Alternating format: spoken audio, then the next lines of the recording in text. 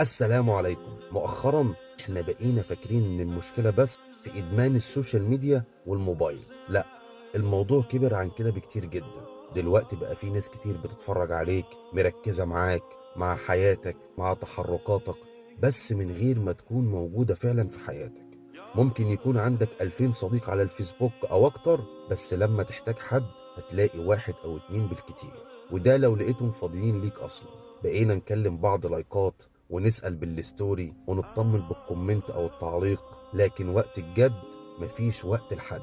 الحياة بقت زحمة، بس مش زحمة شغل، لا، دي زحمة كلام فاضي، زحمة سكرول، زحمة متابعة، وزحمة وقت بيضيع وخلاص. بقينا مشغولين قوي، مشغولين نعدي اليوم مش نعيشه. يمكن المشكلة مش في الموبايل نفسه قد ما هي في إننا بقينا ندي وقتنا لكل حاجة إلا اللي يستاهل فعلا.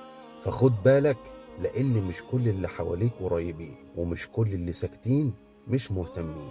بس أكتر حاجة نخسرها دلوقتي هي الوقت، وإحنا بنضيعه بإيدينا. فيمكن فعلا محتاجين نقف لحظة ونراجع دايرتنا وحبايبنا اللي بجد، ونفوق إن صلة الرحم مش لايك ولا رسالة على النت، لأ، صلة الرحم وجود وسؤال ووقت حقيقي للي يستاهل. دمتم في أمان الله. تتقوي دافع السوداني.